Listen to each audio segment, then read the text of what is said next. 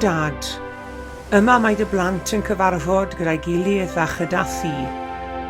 Bendithio'r amser yma gyda'n gilydd, ein haddoli, ein gweddi, bendithio'r wythnos newydd, pob heddi ac yfori, a phob cyfle.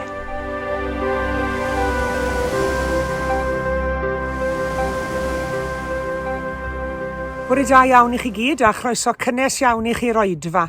Diolch yn fawr iawn i chi gyd am ymuno ni ar gyfer ein haddoliad heddi. Gobeithio gewch chi fendith o gyd addoliad ni. Croeso cynnes iawn.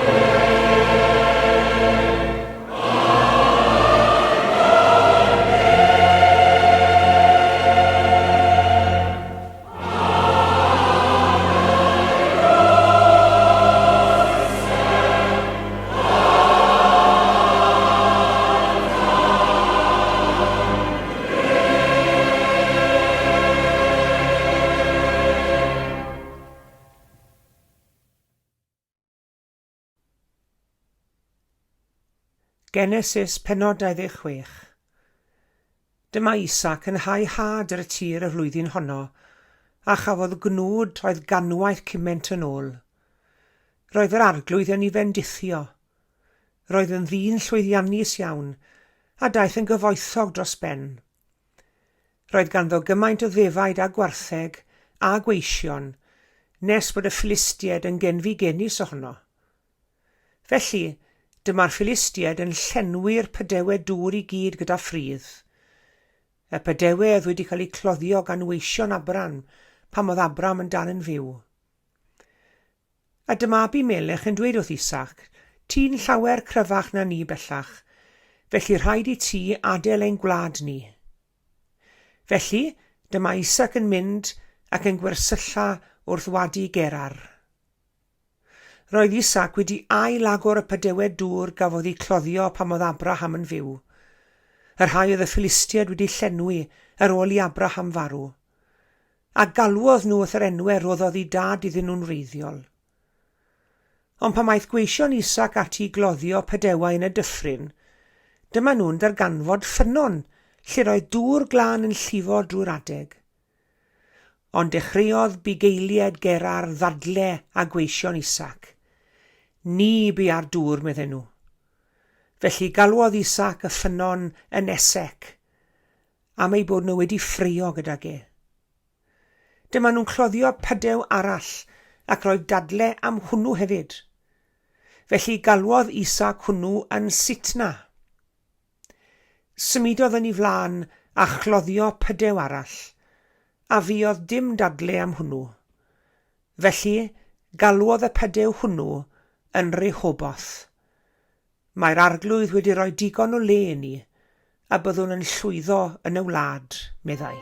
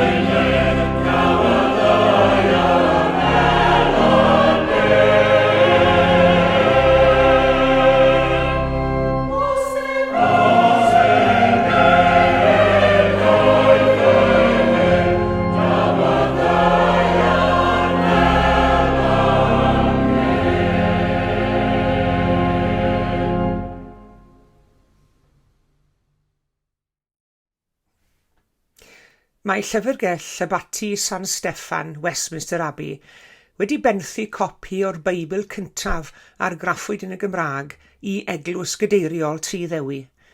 Mae'n cael ei arddangos ar hyn o bryd yn gyhoeddus yn y Gadeirlan yn Hyd Ddewi, a fydd yno tan y 9fed o Gorffennaf.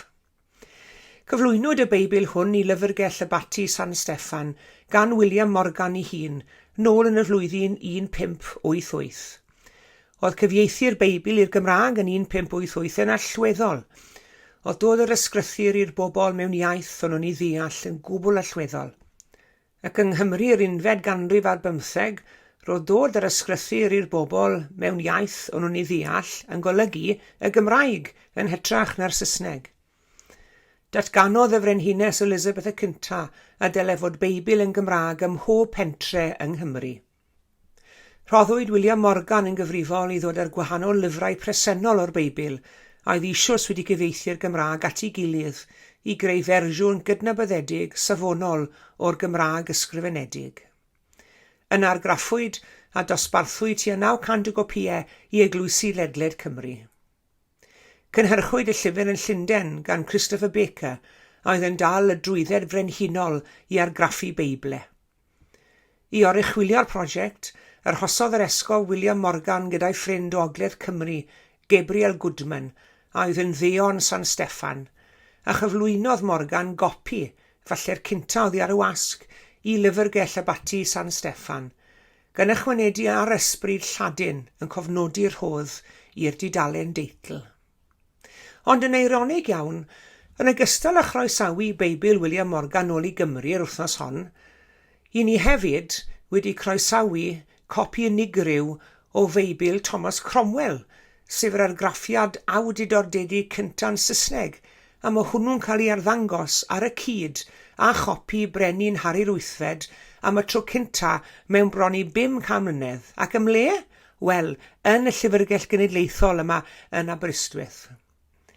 Mae copi o'r Beibl Saesneg sy'n cael ei ystyried fel Beibl personol Harri'r VIII wedi bod ym meddiant y Llyfrgell Genedlaethol yn Aberystwyth ers dros ganrif, ond dyma tro cynta iddi gael ei gymharu dudalen wrth dudalen a chopi Thomas Cromwell, sydd yn eiddo i Lyfrgell Prifysgol Caergrawnt. Na chi beth od yn dyfe?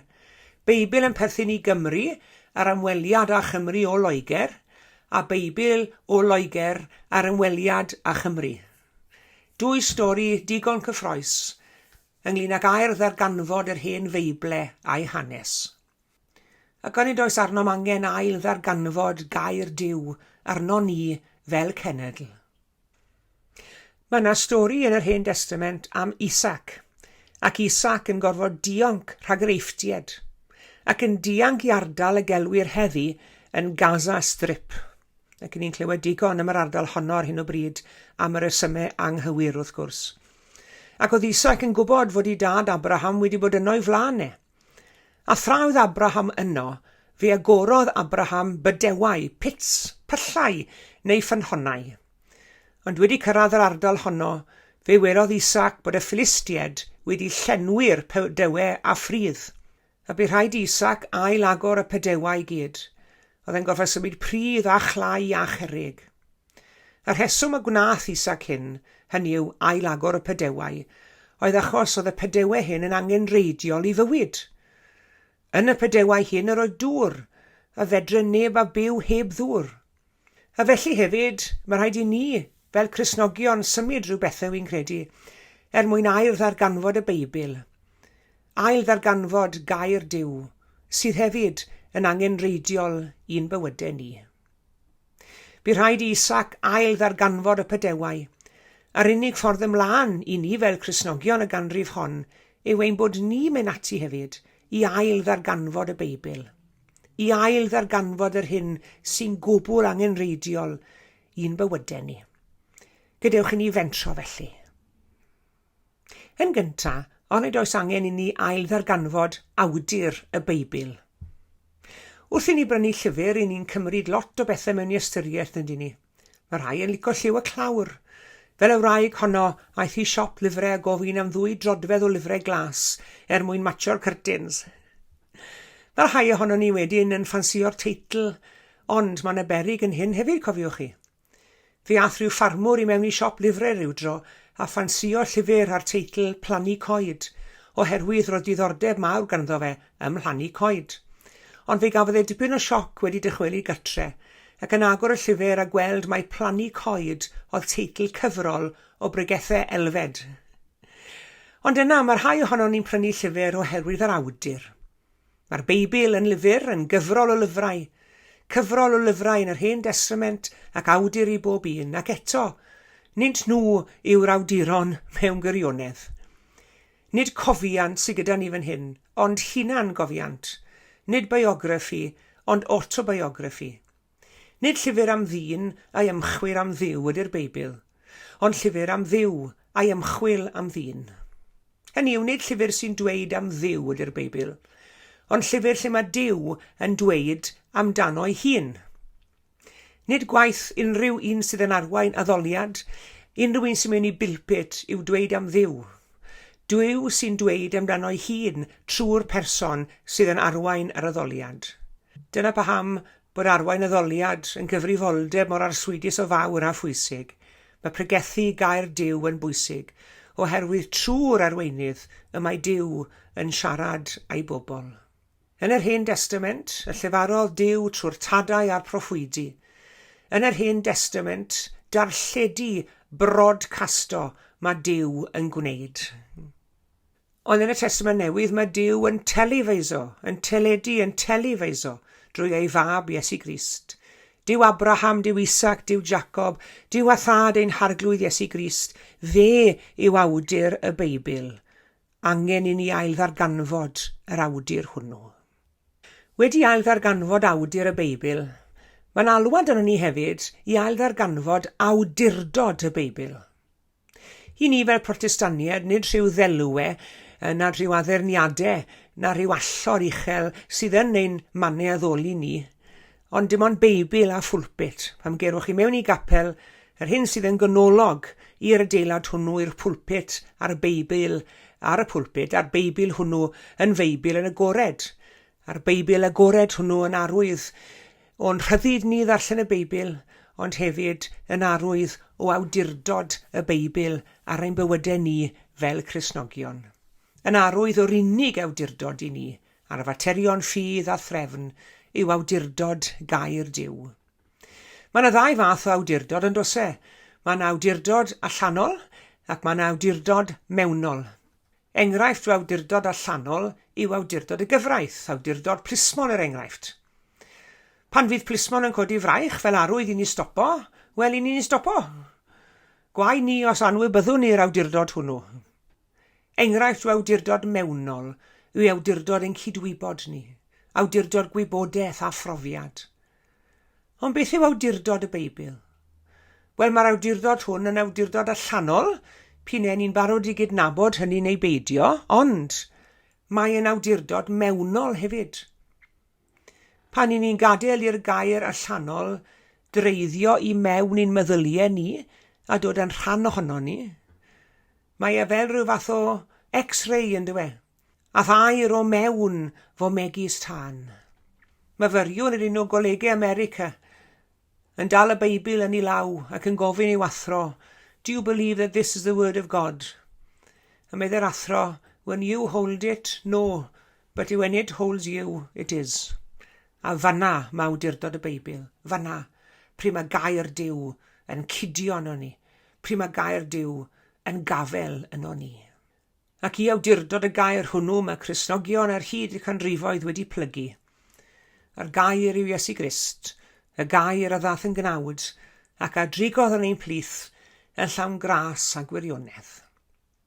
Wrth i ni fynd ati i ail ddarganfod y Beibl, i ni gobeithio yn ail ddarganfod awdur y Beibl, yn ail ddarganfod awdurdod y Beibl ar ein bywydau ni.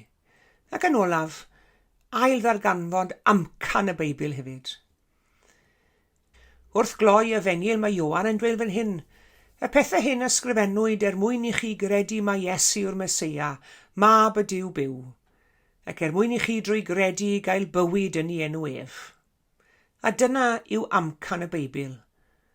Amcan y Beibl felly yw adnabod Duw yn Iesu Grist, y gair a ddath yn gnawd ac y breswyliodd yn ein plith. Falle bod hi'n bryd i ni fel Isa gynt i ddal gafel yn yr haw, os oedd rhaw da fe, a chlirio'r pridd a chlirio'r creigiau a'r cerrig, i ail ddarganfod y pydew, i ail ddarganfod y ffynon y dyfroedd byw, i ail ddarganfod gair Duw. Ac fe ddown ni i'r man hwnnw, pan byddwn ni hefyd yn cudio yn yr haw ac yn gweithio, i ail ddarganfod awdur ac awdurdod y llyfr hwn, mwyn adnabod i amcan a sylweddoli mor angreidiol yw i'n bywydau ni bob dydd. Amen.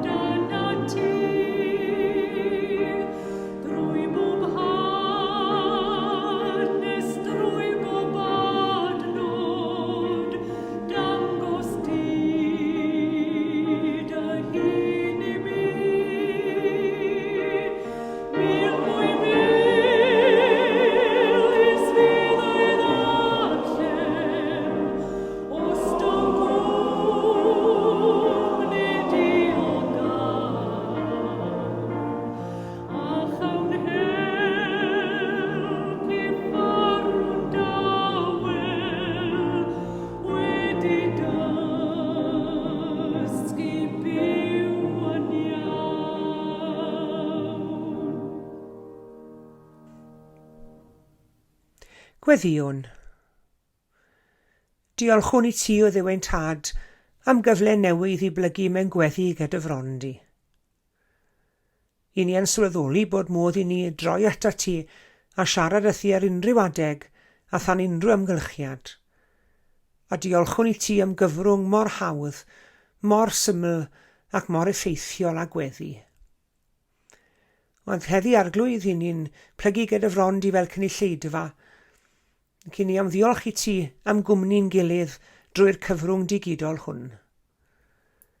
Diolch dy fod ti'n Dduw sydd bob amser yn barod i wrando arno ni, bob amser yn barod i ymateb i ni, a hynny oherwydd y berthynas arbennig sy'n ryngot ar eglws. Rwyt ti'n Dduw i ni, ninen bobl i ti, a hynny nid oherwydd unrhyw rinweddau yno ni, ond oherwydd yr hyn yr wyt ti wedi wneud droson ni yn dy fab Iesu Grist. Diolch hefyd arglwydd fod ti'n Dduw sydd yn llefaru. Yn y dechreuad, fe nes ti lefaru ac fe ddaeth popeth i fod. A thrwy dair di rwyt wedi cynnal popeth o'r dechreuad cyntaf hwnnw hyd heddi. I ni'n diolch i ti arglwydd am Iesu, y gair a ddath yn gnawd, ac sy'n trigo'n ein plith yn llawn gras a gwirionedd.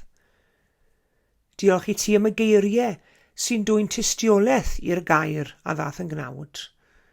Y geiriau sydd yn siarad wrthon ni am dy waith rhyfeddol di. Cyn ni'n gofyn i ti arglwydd drwy dy lan ysbryd i blannu'r awydd yno ni o'r newydd i ddarllen, fel ein bod ni'n gwybod y geiriau, ac ar yr un pryd yn clywed y lais di'n llefaru wrthon ni, fel ein bod ni wedyn yn adnabod y gair. I ni yn diolch i ti arglwydd am y trysor arbennig hwn sydd yn ein meddiant ni, y Beibl yn ein hiaith ni'n hunain. A maddau ni arglwydd ein bod ni ambell i waith yn medru bod yn ddigon ddi-hyd ohono. Mae'r cloriau yn gallu bod yn gaeedig. Mae yna ddieithriwch yn y tiler elnau. Ond disg ni o'r newydd arglwydd i werthau a gwerth i gyfoethau. Ac i ni yn cofio gyda diolchgarwch mawr am ymroddiad bobl yn y gorffennol a'r ymdrech a fi i sicrhau fod y Beibl ar gael i bawb ac i wneud yn siŵr fod pawb yn medru ddarllen. Hynny wrth gwrs wedi dod ar awydd mawr i ddod â thair di at bob un. Rwy'n ni arglwydd sel a brwdfrydedd i gyflwyno defengil di heddi, yn fendith i'n hamser ni.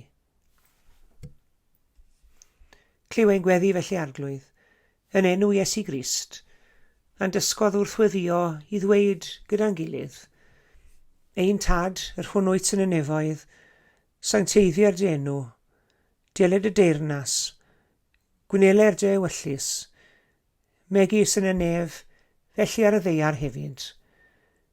Dyrwy ni heddiw ein bara beinyddiol, a maddau i ni ein dyledion, fel y myddeiwn unau i'n dyledwyr, ac nac arwain ni brofedigaeth, eithi'r gwared ni rhag drwg, can i seiddo tir deyrnas, a'r nerth a'r gogoniant, yn oes oesoedd. Amen.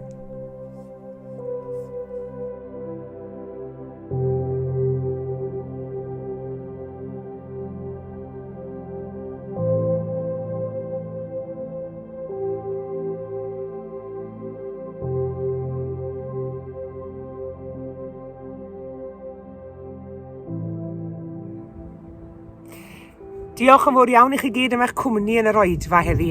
Tan y Sul nesaf, cadwch yn ddiogel ac yn iach. A gras ein harglwydd Iesu Grist a chariad Duw a chymdeithas yr ysbryd glân, a fyddo gyda ni oll. Amen.